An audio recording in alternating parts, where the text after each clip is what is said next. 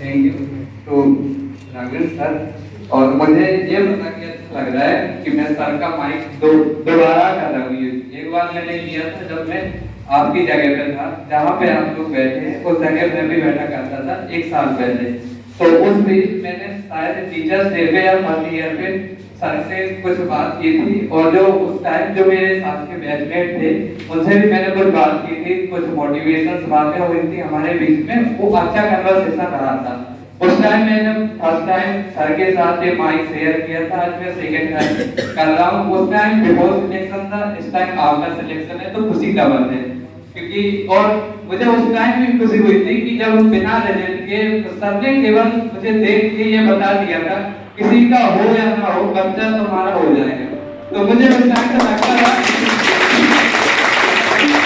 तो एक बात मुझे वहां से भी खटकती थी कि सर ने भी कहा है तो हो जाना चाहिए। और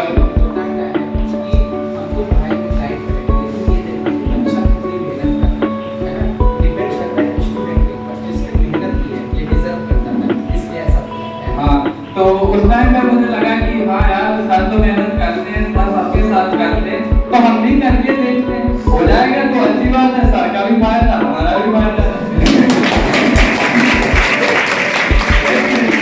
और मैं जब यहाँ पे आया तो मैंने सर से डायरेक्ट कहा, सर न केवल आपकी मेहनत से होगा न केवल मेरी मेहनत से, हम दोनों को कोऑपरेट करके सिलेक्शन लेना है। तो सर ने कहा था कोई बात नहीं, ठीक है तो पढ़ो, हम तुम्हें अच्छे से पढ़ाएंगे जैसे हम सबको पढ़ाते हैं। तो बहुत से लोग होते हैं यहाँ पे, काफी सारे चेहरे देख रहा हूँ, कुछ लोग मेरे साथ के भी हैं, जो मेरे साथ ही पढ़ते थे वो लोग मुझे जानते हैं। मैं इस वाली डेस्क पर बैठा करता था, मैडम वाली पे, और इस वाली पे इसलिए बैठा करता था कि जब सर यहाँ से पढ़ाते थे ना तो लास्ट में जब वहाँ से रहते थे तो चश्मे का रिफ्लेक्शन आता था, तो मुझे ग्रीन बोर्ड व्हाइट बोर्ड साफ से नहीं दिखाई देता था, तो यहाँ से थोड़ा साफ दिखाई देता था और इंटरेक्शन अच्छा होता था। कई बार यहाँ पे मेरा इसी क्लास में कई बार मजाक बना, कुछ उल्टे सीधे सवाल पूछ लिए, कई बार मुझे खुद दिखाई दे दिया कि मैंने कहाँ से सवाल पूछ लिया। सब लोगों ने सवाल नोट कर लिया, उसके बाद मैंने क्वेश्चन पूछा, दूसरा क्वेश्चन शुरू होने के बाद मैंने क्वेश्चन पूछा। तो इन सब बातों के साथ साथ अल्टीमेट सिलेक्शन हो गया और आज आपके बीच हूँ। और जितना रहा मुझे लगता मुझे मेहनत का मिला, और आप लोग भी मेहनत करो तो आपको आपकी मेहनत का मिलेगा। और हकीकत बात ये है कि गॉड गिफ्टेड बहुत कम लोग होते हैं, और तुम्हें केवल आईआईटीज में एक सीट चाहिए खुद के लिए, बस। तुम्हें 1000 है, 50,000 है, 1 लाख है, बच्चों से कुछ नहीं करना। हम लोग देखते हैं आए दिन, इस बार का जब मैं देख रहा था तो टोटल 70 लाख कैंडिडेट थे, उसमें से कम 50 लाख ऐसे होते हैं जो केवल काउंटिंग पढ़ाते हैं, और कंपटीशन केवल होता है 5-6 लाख से, जो बाकी में कंपटीशन लेवल का पढ़ते हैं, बाकी में उन लोगों से कंपटीशन होता है। क्योंकि कई बार होता है ना, और जो लोग फ्रेशर होते हैं, जो फर्स्ट टाइम आए होते हैं, उनके अंदर क्रेज भी बहुत होता है पढ़ने का, क्योंकि जब हमें लगता है कि यहाँ आईआईटी की कोचिंग करेंगे, बहुत बड़े बड़े सपने होते हैं, बिल्डिंग्स होती हैं, हॉस्टल लाइफ होते हैं, हम लोग आए दिन वीडियो देखते हैं किसी इवेंट के, किसी फेस्टिवल के, तो लगता है कि यार काश मैं भी इस कैंपस में होता, मैं भी उस सारी चीजों का हिस्सा होता। तो वो सपने सबके होते हैं और पूरे भी होते हैं। तो मेरा मानना है कि अगर आप सपने देखते हैं तो आपके पूरे जरूर होंगे।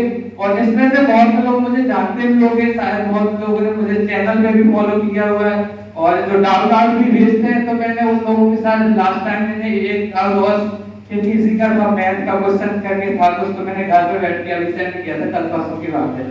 तो कहीं ना कहीं मुझे भी लगता है कि मेरा जो नॉलेज है वो धीरे धीरे रिकवर हो रहा है। और सबसे ज्यादा अच्छा तब लगता है जब हम एज के लोग हो, या मतलब सेम एज के लोग हो, जिससे कि इंटरेक्शन अच्छा हो पाता है, सामने वाले को भी लगता है कि हम कहाँ मिसगाइड हो रहे हैं, और हमें भी लगता है कि यार हम तो जैसे जैसे पहुंच गए, आगे वाला जो बंदा है उसके कहीं पे भी मिस्टेक ना हो, जो कहीं मेरे बैचमेट के साथ हुई थी या मेरे सीनियर के साथ हुई थी। तो जब मैं दूसरा काउंसलिंग के ड्यूरिंग पीरियड में था, आपने से बहुत से लोगों के मैथ्स में सिलेक्शन होगा, और ज्यादातर लोगों को एडवांस में भी होगा, तो जो सीट सबको ले लेता है उसमें कोई बड़ी बात नहीं होती, नंबर सबके आते हैं, अच्छी बात है। लेकिन जो 1 महीने का दूसरा काउंसलिंग का पीरियड होता है, जिसमें 6 राउंड होते हैं, आप सब लोग जानते होंगे बहुत से लोग, तो उस राउंड में आप क्या सिलेक्ट करते हैं, आपकी प्रायोरिटी क्या है, ऊपर से आपकी लोकेशन क्या है, आप कहां से बिलोंग करते हैं, और आपको कौन सा कॉलेज पसंद है। क्योंकि बहुत से लोग होते हैं, लोगों के ड्रीम कॉलेज होते हैं, कि यार भले ही टॉप का MIT मद्रास है, IIT मद्रास है, लेकिन मुझे तो कानपुर ही जाना है। तो ये मेरा भी था कि भाई मुझे बॉम्बे भी मिलेगा, लेकिन मुझे कानपुर लेनी है, मुझे बॉम्बे नहीं लेना।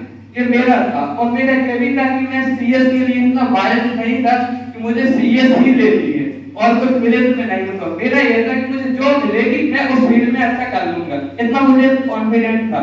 तो मुझे लगा कि यार हाँ ठीक ठाक है, मार्क्स अच्छे आ गए। तो ये सब चीजें होती है सिलेक्शन के बाद। अब मेन मुद्दा होता है सिलेक्शन के पहले, during the period your preparation, जब आप प्रिपरेशन के दौर में होते हैं और जब एग्जाम धीरे धीरे पास आते हैं, कई सारे दोस्तों के डाउट्स होते हैं, तो लगता है कि यार ये तो मैंने भी नहीं पढ़ा और यही क्वेश्चन में आ जाए कल के एग्जाम में। तो वो जो पीरियड होता है वो वाकई में बड़ा क्रिटिकल पीरियड होता है, वो केवल बच्चा ही समझ सकता है। और टीचर्स पेरेंट्स ना हेल्प करते हैं उस टाइम में और सीनियर्स गाइड करते हैं उस टाइम में। तो जिस बच्चे को अच्छा मेंटर मिल गया उस टाइम पे, तो उसका सिलेक्शन पक्का हो जाता है। तो इन सब बातों के साथ कहीं ना कहीं जो मेरा रिजल्ट है, जो मेरा कॉलेज है, उसमें राघव सर का भी बहुत बड़ा हाथ है।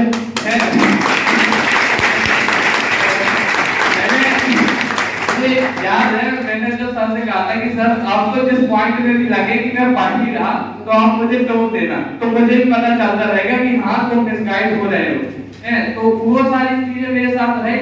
और जो होता है ना डिमोटिवेशन वाला पीरियड, वो पेपर टाइम होता है, उससे पहले नहीं होता। अभी जैसे लोग नए नए आए होते हैं, अपना कोचिंग ज्वाइन करते हैं, क्लास करते हैं, तो अच्छे से नोट्स बनाते हैं, अच्छे से पढ़ते हैं, महीने 2 महीने पढ़ते हैं। उसके बाद बहुत सारे लोग ऐसे होते हैं जो कि अपनी कंटिन्यूटी छोड़ देते हैं और जैसे जैसे पेपर आता है तो उन्हें लगता है कि यार इतना तो मैंने पढ़ा था, उसके बाद मेरे नोट भी नहीं बने। फिर वो कहीं ये PDF डाउनलोड करते हैं, उस वेबसाइट पे जाते हैं, वहां से करते हैं, अंत में वो केवल परेशान होते हैं, उन्हें मिलता कुछ नहीं है। तो अगर आप अभी से प्रॉपर नोट्स बनाएंगे, क्योंकि ये नोट्स आपको काम आते हैं जब आपके एग्जाम के 1 हफ्ते पहले, 1 महीने पहले जब आप रिवीजन के लिए बैठते हैं, उस टाइम पे आप बड़ी बड़ी बुक्स जो एंगेज चलती हैं ये सब नहीं फॉलो कर सकते। अभी आपके पास टाइम है, आपके पास महीना 2 महीना टाइम है, आप फॉलो कर सकते हैं। लेकिन जब एग्जाम पहले होता है और एग्जाम के 1 हफ्ते पहले आपको सारे फॉर्मूले याद होने चाहिए जो कि एग्जाम में हो।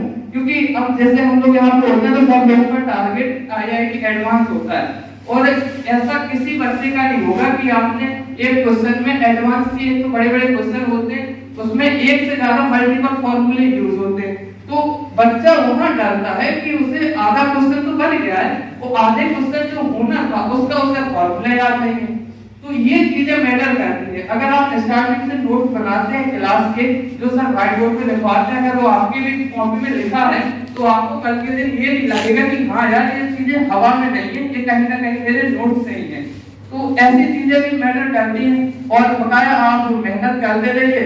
और जो डिमोटिवेशन वाला पीरियड होता है जिसमें कि मुझे भी मेरे सीनियर्स ने बताया है और मेरे साथ भी हुआ है, हो सकता है आप लोगों के साथ भी हो, कि जब इस बार क्योंकि 4 मेंस होते हैं तो जिसका मेंस अच्छा जाता है उसका कॉन्फिडेंस बढ़ जाता है और जिसका मेंस अच्छा नहीं जाता वो क्या करे, उसके आने वाले भी मेंस बेकार जाते हैं क्योंकि उसे लगता है कि यार इस बार मेरा टाइम था, मेरा हो नहीं पाया, अगले बार तो केवल 15 दिन का गैप है, उसमें मैं क्या पढ़ूंगा, फिर पता चला थर्ड आ गया मैं तो उसमें भी 15 दिन का गैप है, फिर मैं क्या पढ़ूंगा। तो मेरे साथ केस क्या था, जो मेरा फरवरी वाला मेंस था फर्स्ट, उसमें मेरे कम से कम 80 कुछ परसेंटाइल आए होंगे। मुझे पता रहते हैं मुझे कुछ नहीं मिलना, लेकिन फिर भी मैंने सेकंड वाला दिया और जब मैंने सेकंड वाला दिया तो उसमें मेरा 74। और जब वो पीरियड था मेरे लिए सबसे बड़ा क्रिटिकल कि अब मैं इस चीज को कैसे आगे झेल पाऊंगा, क्योंकि उसके बाद मैंने दो मेंस बताया थे, एडवांस भी बताया था। तो फिर मैंने उस टाइम सोचा कि कोई बात नहीं, जो मेंस से केवल आपको एक गेट देता है, एक रास्ता देता है एडवांस जाने के थ्रू। तो आप मेंस में उतना कर ले कि आप मेंस की वजह से एडवांस में ना बैठ पाए, ऐसी नौबत ना आए। अगर आप मेंस को उतना कर लेते हैं तो एडवांस टाइम तक, उस टाइम तक आपका कॉन्फिडेंस बढ़ जाता है।